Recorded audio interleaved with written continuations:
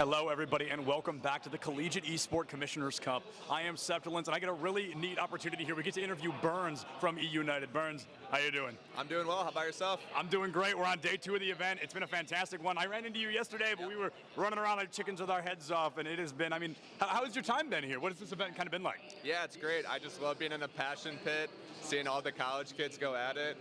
Reminds me of like an old school MLG event almost, but being like in an epicenter of the passion pit, seeing Rocket League, Valorant, Overwatch, and Smash, it's amazing to see all of these schools compete against each other and get a shot to play on this main stage. Yeah, no doubt about it. And tell us a little bit about kind of what is E United, right? Because we know that you're here, we know you're here to represent them, but for the people that don't know, what is E United? Yeah, E United was founded in 2016. We're a professional esports organization. We've been in League of Legends, Overwatch, all the way to Battle Right, I think it was called back in the day. Right now in 2022, we are in Gears of War, Halo, Rocket League, PUBG, and announcing a new title tomorrow. I know, get the small intel here. So it's a lot of fun. I went pro in Call of Duty when I was younger. I ended up playing my last event under E United, switched in 2016, and I've been the GM ever since. So it's a true blessing to be able to stay with an organization for as long as I have, and we love giving back to the collegiate community. I actually graduated from Full Sail in 2013. I was a little confused about the jersey. Yeah, so the Full Sail boys are out of the tournament, unfortunately, but I decided I would rep them today in their honor. Yeah, it's just great. I love working with younger individuals who are trying to find their path in esports, and these college kids are really showing what they're all about. Yeah, so to be kind of an ex-pro player, where a collegiate scene at the time didn't exist, especially not to the scale right now, what is it like to see such high levels of success, such high levels of support for something that you weren't able to kind of get as much support in at the time, something that was looked down on a lot more? Yeah, I'm extremely jealous. That's all I can say. Full Sail started their program in 2017. When I was there in 2011 and 12, it was just a bunch of nerds running around, just creating their own clubs. I was still striving to go pro, but now you have these opportunities to play on main stage, play in front of thousands of people. We just had locals back in the day. You would show up and play for like $200, $100. It was like lunch money. Now these kids are playing for scholarships. They're playing for fame. They could pop off here and end up getting a sponsor for $10,000 or $20,000 from somebody. So the opportunities are just endless at the moment, and I think it's just great that you basically can prove yourself and make anything happen right now. It's instead of kind of what you had gone through, being in college and also trying to go pro, these kids can try to go pro while being in college. It's hand in hand instead of those two kind of battling kind of matchups. So if somebody's trying to go pro, right, they're like, Burns, I want to be you one day. I want to be the GM of E United one day. What is that first step to really take it from a hobby to a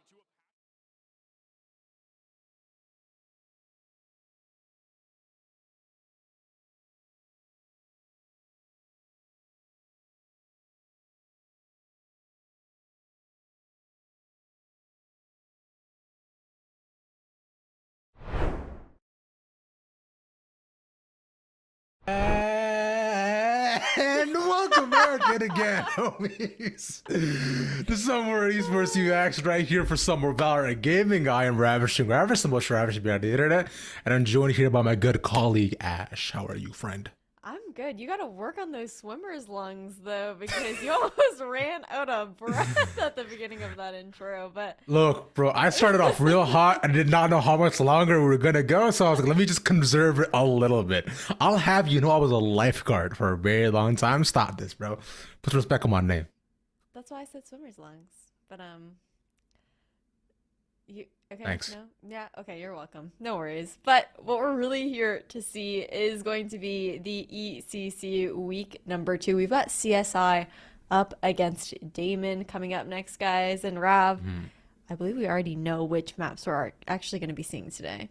That's 100% correct, Miss Ash. We know exactly which maps we're going to be seeing today. Now, the maps of which order I couldn't tell you right now, but you give me a minute, I'll figure that out. How about that? Unless you got them on hand. Oh, okay. You know what? I can bring it. I can bring the heat if you want. So to start things off, we're actually taking it over to Lotus. So getting spicy right off the bat. I think it's an interesting pick because teams are either like very well scrimmed on this map to already kind of get ahead, or it's gonna be like, you know what? We're we're just gonna try this out, and it might just end up looking super puggy from either side. I'm looking forward to seeing what is in store for us tonight. Indeed, my friend. Now, going on to the next map, we do of course have Daemen, but Daemen on defense will be ending things off on Ascent, the classic. So much more of a traditional map pool, with the Lotus being the only main exception.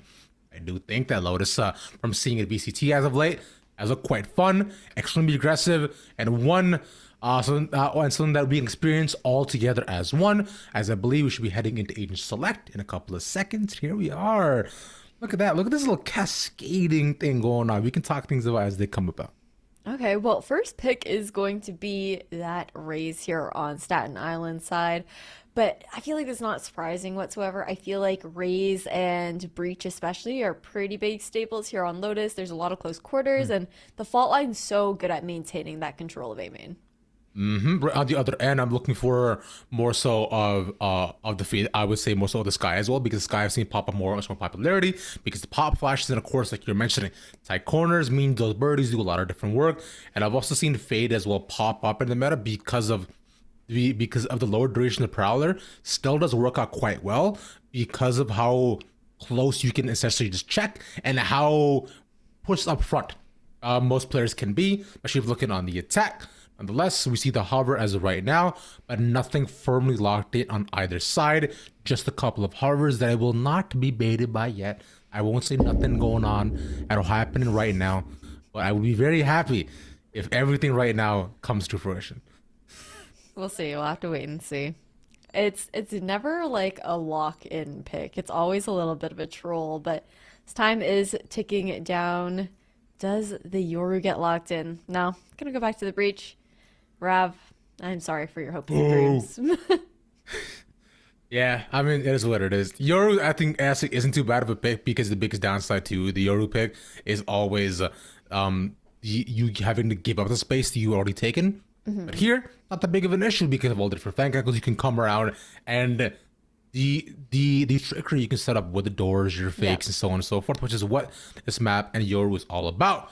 Nonetheless, though, we'll see how these two teams play out on Lotus. I'm sure they haven't had a ton of time, I imagine, actually play this map or really figure out some set plays, but we'll figure things out, and as will you, as we go along throughout the day. Yeah, it's definitely going to be interesting. I think especially because on Lotus, it's most similar to Haven, right, because of the 3 sites. But Lotus has a lot more opportunity for rotations. They can come to fruition a lot faster because you have the breakable door there towards A-Link.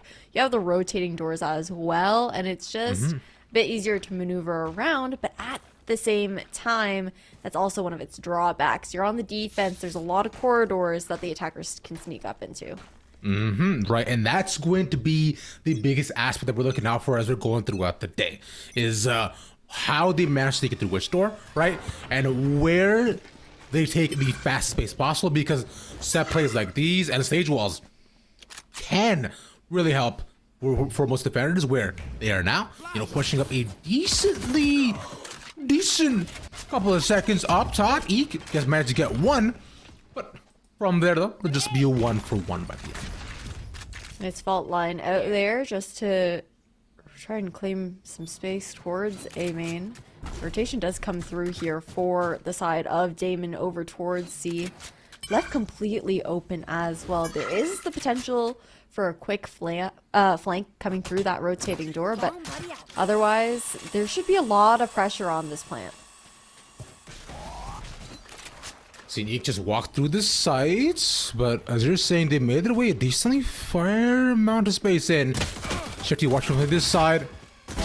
He'll just get a couple of tags in for now. That's a nice little shot. Spike's still not down as of yet. They'll make it a 4v3. They have to play over by neutral. The concussion cleared up the space to do so, but there's no smokes or Ash, so it'll just sweep peaks galore. Jakey Bob taking 2. Now the 1v3 is just Eek, and that'll be it. Not too much you can do there if you're Eek, but a clean pistol round to come out for CSI's retake. Means that they'll have the buy up, the anti-eco going into round number 2. Unlikely to see that coming to fruition here for Daemen ever since the Stinger nerf came out. A lot less likely to see, those back and forths with the eco weapons where the economy gets pretty messy. We're back to your standard Valorant plays. And it's going to be a default here on the eco round of Daemen.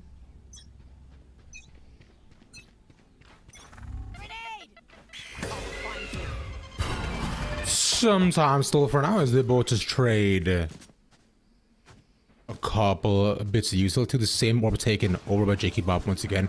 I always wonder, like, that's just a free over for most defenders. And yeah, set up wall, especially as Sage can be quite expensive. This is quite nice to get guys online as P comes in, ready and prepared as they're most of them are chilling over by spawn. So AMG gives away his life for free, but it's up against a couple of pistols. Should be one gun recovered. Sada watching for the cross. Can't take up anybody, has to retreat. Yeah, but that's a free SMG into the hands of Daemen, right? Pop flash out from Shifty, but the rotation's already being called. So late guiding light just to keep that attention over towards the A site, but Eek is revealed here towards Waterfall. Pushed in so deep with the Boombot as well, creating so much space for Daemen to secure this plant here onto default. Super open. It's really the best plant spot there on C. Cover going out.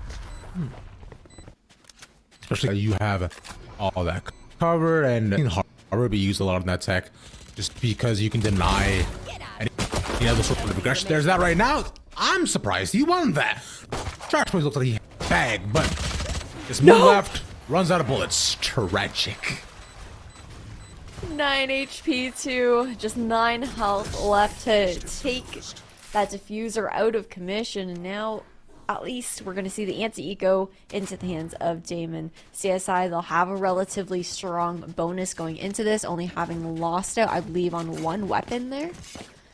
And for the first time, we're not really seeing that default positioning coming out from Daemen. I say that, and of course they are going to shift over, but the spike already leaning heavily here towards the A side. And nope, I'm just going to stop because they're just going to keep switching it up and they're going B instead.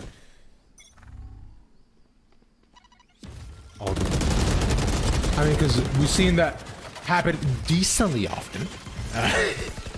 As the wall has been the main sort of thing subsiding them from not being able to walk in. As that is no one taking out just yet. I'm surprised the Sage even lived, but more sort of fast take as they look to rush down on B. They have a lot of space pretty much open, but look at where they're all cornered around on the side of CSI, right? It's every single angle covered by the smoke. So through here, they can all pop out as soon as the smoke goes down. All that matters is going to be triggered as the flash throw. I need to try to get one. Shifty up top, Mr. Lee getting 2. Puts it down to a 4v2 by the end. CSI is cleaning up as the attack gets wiped out. Tough bunny in a 1v3 situation, able to secure the first. CSI, they have cleaned up, taking out the anti-eco there of Daemen, securing the bonus round. CSI, they're building a really nice economy for themselves. Daemen having to be pushed back onto that eco round, but that's tough. I mean, B, I think is it's kind of in a weird place as far as sites go. Almost, I'm forgetting the word that I was going to use, but it gives you like a taste of safety. But the reality is there's so many corridors and it's so good for the retake there for the defense.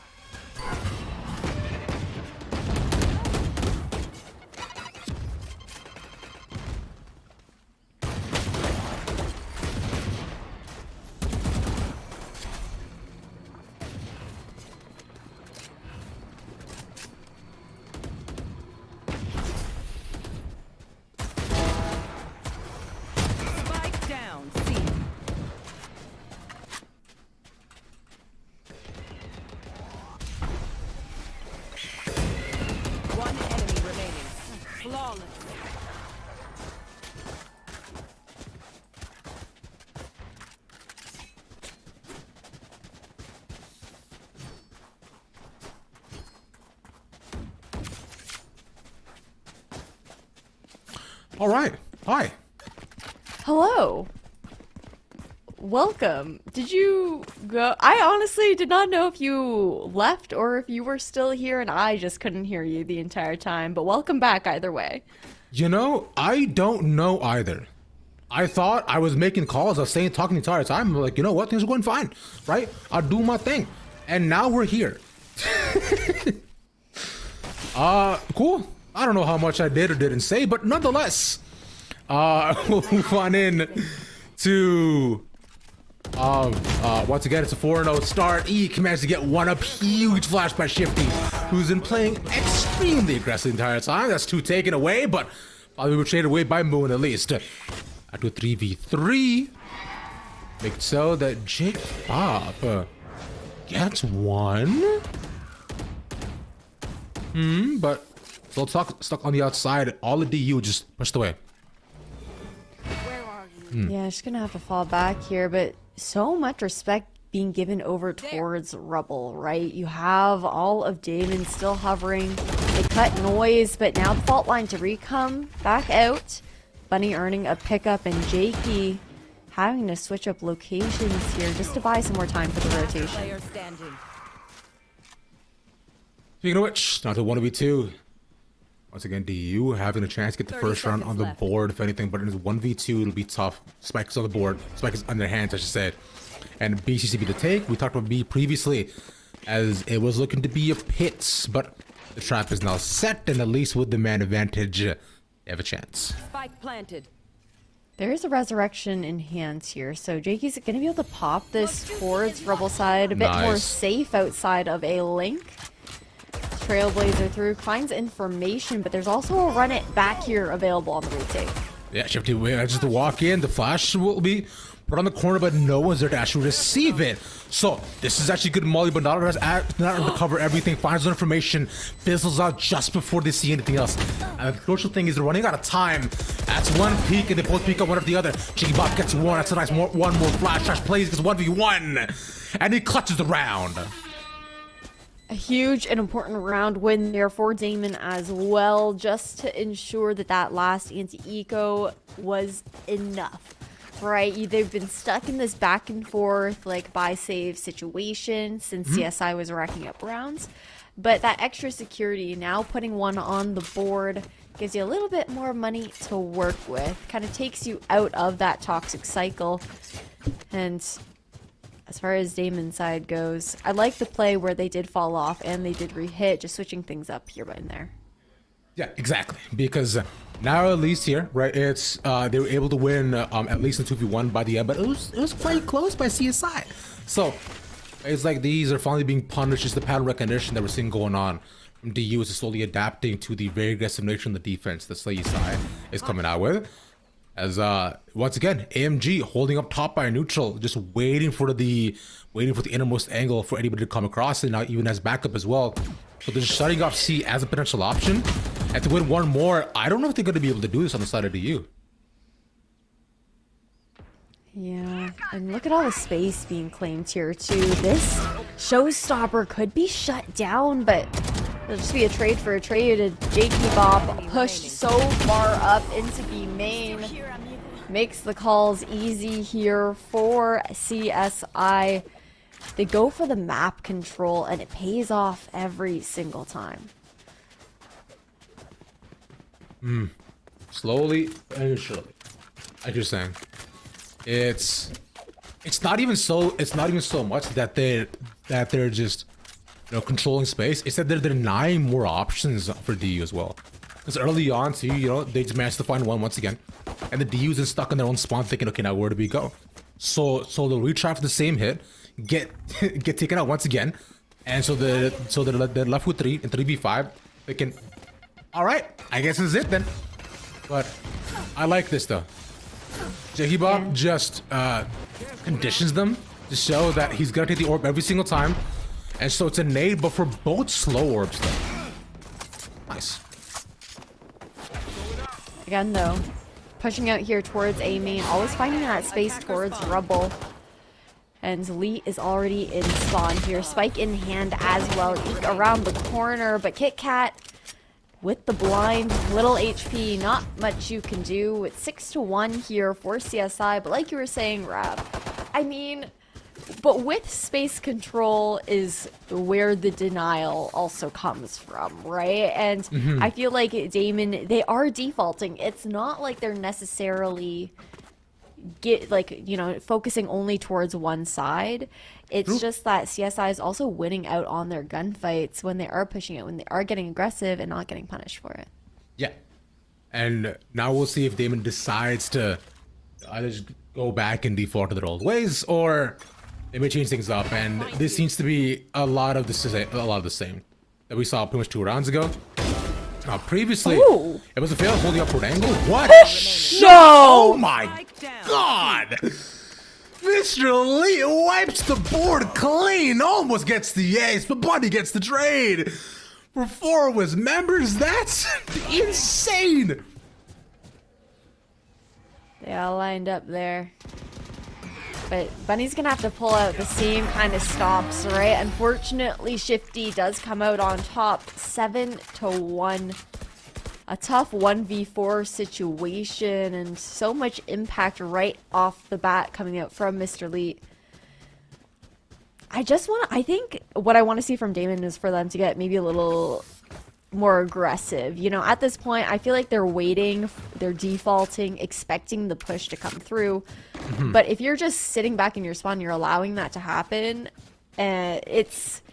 you're not really going to find any other avenues to break through, right? You have to kind of try and sometimes meet aggression with your own kind of aggression. That's the only and best counter. Yeah, because now even through moves like this where they'll either wait and try to play the ante, right? That only also works out too if they're able to win these trades. And old Crimes Out against CSI has shown that they're more than proficient at gunplay. Right now, he's where they might finally get the first without being picked off. He invests the ult. No! AMG is somehow not dead, but having to invest too. As buy they currently got, they finally get their first, and they also get a gun for it, and it's broken by. AMG just had everything thrown at them though, but so much space to be made here by Eek, looking to punish Jakey there towards a link, but Jakey Bop still manages to have a hold. Rez back in hand once again, could turn this into a 4v2. Entirely possible. Not so much. Tragically, Moon 1v3, so they're trying to just stick the plant. There's a lot more people around, and it's just great timing by CSI. It's a tough situation to be in. Yep. Not really knowing if they've rotated off at that point, having so many avenues to worry about. I think what's nice is that Daemen are focusing on breaking down that barrier or pretty early on, right? We're now seeing a timeout being called here by Daemen as well. But what I would like to see is maybe like putting that pressure on. You know, Jakey usually throws out both slows right off the bat of the wall being broken after the first one fades. And then you can rotate off, because when we saw that push towards B, very rarely do Daemen fall off and make the rotation. The times that they've actually called that is the round that they found success. Because right now the conditioning tells CSI, okay, if we see presence here, they're likely going to commit after all the utils faded. We don't really have to worry about the other sites. That's what makes Lotus so weird, right? I almost akin it to many of the other tight space maps we've had, like Bind, but with the 3 sites that are present, but with how close quarters everything is, it just feels like every other second can be do or die. So almost half the decisions you make have to count, because all the rotations are easy, living is hard, and that can be the toughest part. I said it last week on a broadcast, I think, here with Esports U, but this map feels like if Split and Haven had a baby. To be honest, like the layout. Kat, I think, was saying like, okay, you sprinkle a little bit of Fracture in the mix and like, that's about it. But yeah, there's just so many close quarters, so many avenues. And while Haven is more attacker-sided, I think Lotus favors the defense. I would say so 1001%. Because as an attacker, you are essentially just left wondering and hoping that no one pops out from every which way. Like, for example, right now, you can see Jakey Bop is waiting to pop out of the door. Instead, it'll just be Santa who flanks all the way around from B, and it takes them all out. It's... That round was 10 seconds, Ash, I believe. So that's wow, okay, cool. It's tough because, I mean, Daemen, they're making switches to their game plan, right? Changing the tempo as well, how early they're showing presence. But when you've got defenders who are pushing out no matter what for the most part, except for like, there's just very random rounds here and there where they actually fall back and they don't go for a flank. But otherwise, they're always pushing for that A main space if no presence is being shown. Bunny will be here this time around to try and punish that flank, but with the judge in hand, you gotta hope that the defenders are gonna at least push that far out to find success. And I like this a lot more, right? Because Alexa setting up somebody as flank watch too, is that could even been done with the killer util if anything. But as of right now, like you were mentioning, all of CSI just decide to push up to finally get the punish, but not before Mr. Lee gets one of his own. Still put them at 3v2, a much better spot that they were in previously. But as of right now, all of CSI know where the spike is. They're not they're not aware of the person watching the cover from flank, but he has moved over to join up with the rest of the squad. Yeah, Bunny's just gonna have to try and reclaim some rifles here towards C main. Flashpoint out just to ensure that there's no dry peeking, no dry holding here around the corner. There is one more flashpoint available. 20 seconds until the fault line comes to fruition as well. But you've already got one player on CSI hovering towards Waterfall. Nice aftershock to push Sano off the angle. Sight should be free for a plant, but you gotta plant safe. You can't plant open. Yeah, because you can try to just use some smokes to at least give yourself small bits of cover, but that's not bad. At least the res at least works out for a couple of seconds. You're back down to a 3, which is Bunny left, and he just has nothing to go off of. Yeah, that's tough. Weapon here. Nice little retake to come in here from CSI, now 9-1. I mean, it's difficult. I like the play to get aggressive there towards CT. You try to make the fight unfair, push into one, whittle down numbers if you can, rather than being sitting ducks here towards site. But I just really enjoy how CSI is kind of manipulating the map right now, you know, finding space. And I just really am looking towards Daemen maybe trying to get aggressive. Like, even if it doesn't have to be a 5-stack anywhere, but maybe moving a bit faster, maybe even trying to fault line down A long in that situation where you're always having these duelists push up. But now the other worry is that the run it back is in hands here for Shifty, and that's a big win condition on the side of CSI. There's one more round left in the half. Which all they can do is hope that they make it 10-2. And the orb gets taken once again. Unnecessary. Meanwhile, on the other end of the map, Sonic goes down. Big ult. And 2 fall as they're making, now they make their untimely exit. At least with the trade, it does get the use of hope in the round, but Bunny last one left alive once again. This is just a slaughter by CSI. They know this map so well. Switching sides. It's tough too because this is Daemen's map pick. So normally you'd want to go in with the comfort of map number 1 under your belt. You go onto your opponent's map pick, then you have that extra cushion. But right now, CSI, I mean, they have got to be feeling good about the fact that this was Daemen's map pick. They're going onto their comfort on Haven as well. And I think that's also what worries me is on Haven, you can play very similarly to Lotus. Go for that map control. It's so key in making those mid-round calls. And right now, Daemen, they're already struggling here on Lotus. And I'm wondering if they'll fall into the same habits on map number 2. Map number 2 is Haven, right? It's another one of those 3 site maps, but it's definitely not as easy to just get aggressed upon, at least there, right? So instead of a bit more cover, for now, we'll see kind of the same tried and true method we see from the side of the U. They just push into C, and currently there's not. They just managed to get the site for free, right? You walk on in, because right now for the side of CSI, Daemen decides to play a push full retake. Ooh, there is a flank impending though coming in here from Daemen. It will be Bunny to be taken down. AMG just going for a fight here towards CT. It's a 2v3 situation. Daemen, they've just got to hold this post play. I do not think they can. It's 1v2, and the health bars are relatively low, so if Boone can just manage to get one nice little headshot, and the other, it'll even trade. It should be a-okay. On the outside, willing to move in. Sounds right, there's watches the crotch of the frenzy pretty close up. Moving back here is clear. is it does give Moon the advantage in the gun battle. Modern to the gun barrel, and there it is. Sees it, and he's gone. Yeah, pistol round into the pockets of CSI, and it's the buy-up round here. Anti-eco for CSI's side. Daemen, they have to force up. They don't have another option. It's match point. Really tall climb to make as well. And I mean, after the Stinger nerf, I can't imagine that it's just a lot more difficult to have to be in this situation, right? You don't have the same kind of weapons. The Stinger has fallen off, which would have been the prime choice prior. And I think this could definitely potentially be map here, Rav. I don't disagree.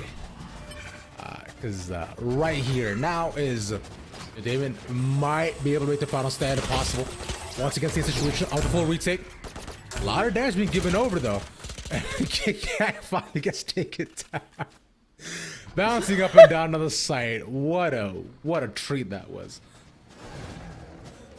Quick rotation now being called over towards C. Nice prowler out. Finds Kit Kat there towards CT.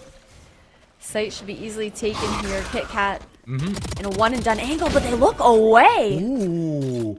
They knew what they were as well. They decided that Kit Kat wouldn't be the one to actually peek out, so instead they'll cost them 2 people. And now this retake is a lot more possible.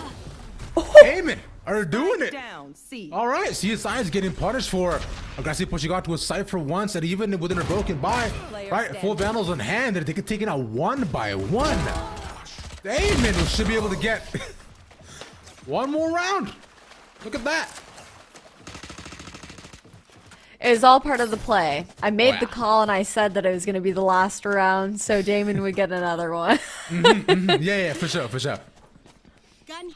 As the caster curse, though, does come to fruition, this is great news here for Daemen, right? Because that was originally supposedly the anti-eco of CSI. Sure, the force up for Daemen, but now it's CSI whose pockets are going to be hurting. So you're going to have an advantage here on Daemen's side. Opportunity to make the match just a little bit closer. But again, still, it's match point. And it could be over in seconds. Because we saw previously on the save round as to what did actually go on. Mitchell Lee deciding to trade his weapons to take the initial peek. Sees one, only a body shot given over. Second, not possible. Too many shots, not going their direction. So they'll just trade back and forth. Yeah, we actually watched it by mistake, bro. You want to hold on to this for me? We're all taking turns right now. Yeah. Oh, trash. Will he get through for 3 here? No. One more down. It's an even trade. That's a gun in their hands as well. So, not a bad position to be in. But B is, I find, where either sites are made, or but everything just absolutely falls humbling one by one. I kind of want to fake rotate. I want them to trigger the door and actually end up committing to B. Because you do have the nanos to worry about, but this nade is going to do actually not as much damage as I expected. The splash not hitting quite as hard, and instead Spike 30 seconds left. moving towards the C side, but the nanos here to delay. That's all it does, though. They're not down 25 seconds. Santa wants to get another shifty with the vandal that he picked up for the body. This is turning more and more possible on a save. But Bunny has the sickest flank. He can be good for 3 here. Oh, the trigger discipline. No, but he still managed to get one. Kick-out was also there on the other side for interception. We're now in a 2v2. Daemen can still do this.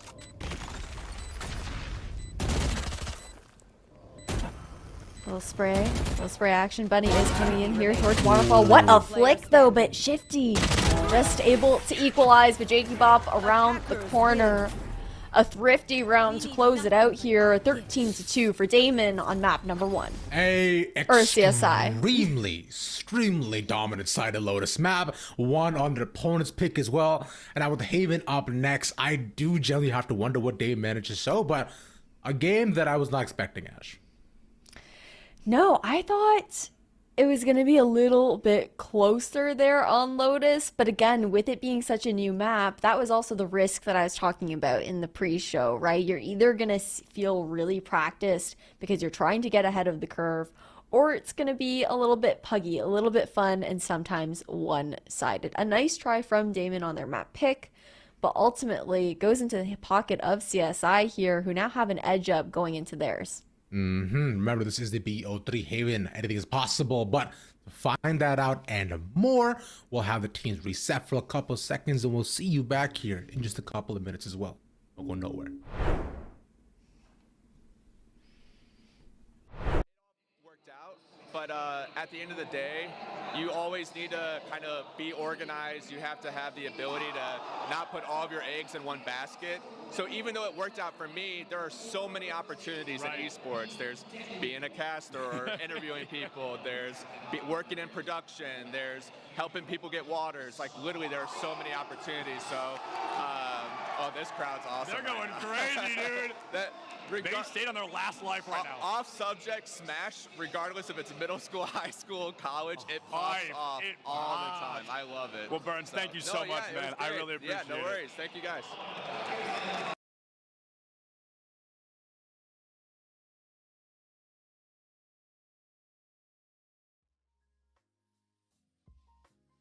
Hello everybody and welcome back to ECAAE Plays of the Week, and it's not just any week this time, it is the playoffs. We've got 8 incredible clips and I'm super excited to jump into them. My name's Septilence, I hope you're ready to hop into the ride because it's going to be a great one.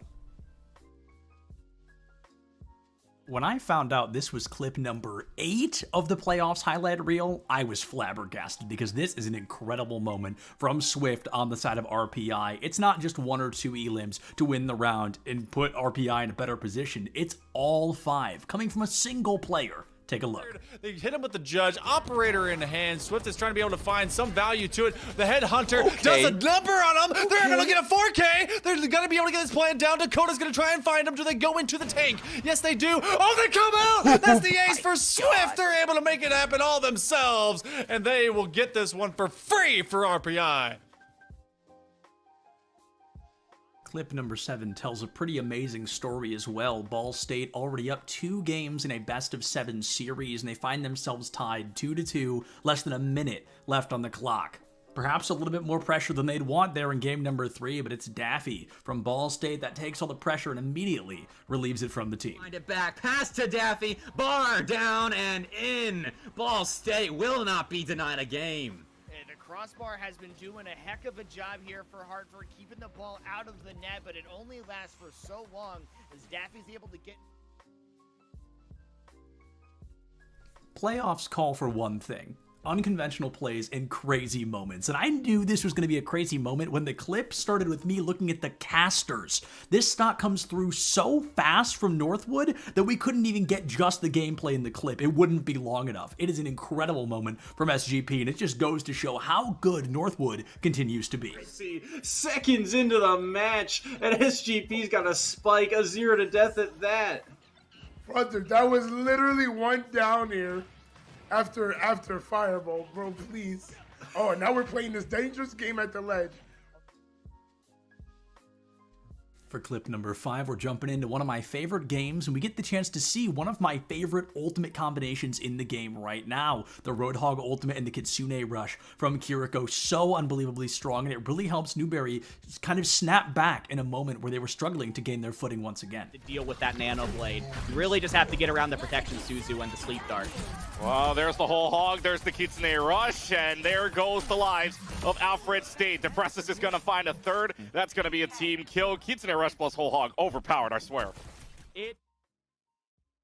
Clip number 4, not quite on the podium, but still very, very impressive. Emery and Henry versus St. Lawrence going head-to-head. Both teams, 2 players left, but Hispanerd wants to clean up their opponents as quick as humanly possible, and quick they certainly were. Yeah, little in fact, PhD actually stands for pretty heavy dude, because Dr. Mario might as well be ahead with how he hits and how hard he can be to kill sometimes. The fact that he has Mario's hitboxes, his get off the tools, and these kill confirms at ledge, like I said, throw confirms. At the beginning of this video, I talked about the individual presence a single player can have to make or break success for their team. Keller from Fisher College proves that point in its entirety by dropping a 4K against Ball State University and removing any iota of wind from their sails on Kings Row. They could potentially use, be able to make something happen here. Now Ravenstrider is going to use the Kitsune Keller! 2 kills inside of the, oh my word, inside of the Dragons, and now they're looking for a 4K. For our silver medal spot, our second clip here in the highlights of the playoffs is going to go to none other than Lackawanna. They have peppered themselves in these highlight reels week after week, and when they entered this upper bracket round 1, they immediately wanted to send the message they were there to win. That's a big reason why Barton shouldn't be feeling too hard done by if they lose this series. That's a beautiful play. And our number 1.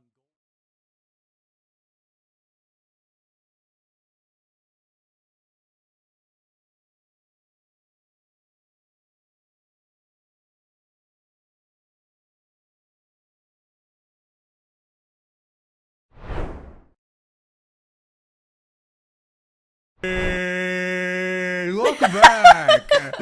Some more Valorant action. Hell did that time. Of course, Ravishing joined here yet again by the illustrious Miss Ash. And, you know, so it seems like I finally found my lung space that I was hoping for. I'm happy for you. I'm really happy for you. But we're going to see if CSI will give Daemen a little bit more breathing room here on map number 2. We're heading over towards Haven, map number 1. That was a 13-2 for CSI on Daemen's map pick over on Lotus. But now over to Haven, we're going double 3 site maps in a row. And that's a little bit nerve-wracking because I think Daemen, they did try to switch some things up on CSI, but CSI, for them, map control was king. Indeed, my friend, where you saw round after round every single map, and their spawn did look like a crime scene investigation. But let's see if that does end up changing. We move on to a second season as we look at Agent Select and Haven in front of us. I don't imagine I'm surprised by anything I see here today from either side, and so far, yeah, Raze, Cypher, looks good to me. Got the little jet hover as well. Some opping action here since we are over towards Haven, which is, I guess, like the biggest difference maker between Lotus and Haven. On Lotus, like, you can op. The only angle is really going to be towards that A stairs, though. So a lot less flexibility. You're playing more of those close quarters angles there. So a bit of a change in that kind of sense. But we're also seeing some role swaps coming out because Bunny last map was previously on the breach, now hitting up that Killjoy. So the KJ as well too, we've seen such a massive rise in popularity because of just the ability for Neutral to survive now, which is huge. So then usually it is countered by Sova on the other end, especially with the usage of the Hunter's Fury. But I don't see that currently. So that means that the lockdown can be a real threat that Daemen University can use, especially to make it all the way to a BO3. But I think NJCAAE has realized this, and double initiate is usually the way to go. But instead, they'll stick with the Sova and go with double duelist instead. So sticking with the aggression that CSI has shown us. Sometimes you just gotta go for those comfort picks, right? I am interested in the Phoenix coming out here. I believe we did see the Phoenix coming out from Shifty in the last match, but this time it'll be on Daemen's side there in Eek's hands. But when it comes down to Haven, I feel like there's a lot of room to shift the meta. There isn't necessarily even a set meta currently, I don't think, for Haven. Beforehand, we saw the taste of like double controller, play a breach, play that chamber and whatnot, but there have been a lot of changes since then. Even the Neon had her time, and that has also gone. Yeah, because the Neon was cool for a point where you were looking at different ways to hold sites, especially on defense, where you would let her solo hold, right? This is where we saw Killjoy wasn't really much there, but we even see Reyna pop in a couple of times. Cypher was still not too bad, but yeah, at this point, double initiator has kind of been where we've seen things transition towards.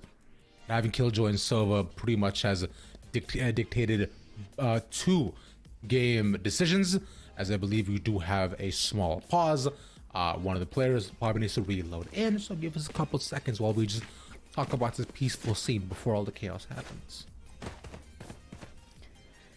Yeah, a little tech pause to come through here, but to already start things off, we're seeing Bunny on the defender side first, gonna set up that turret towards C. Alarm bot watches into garage, so just covering ground as much as possible in this situation.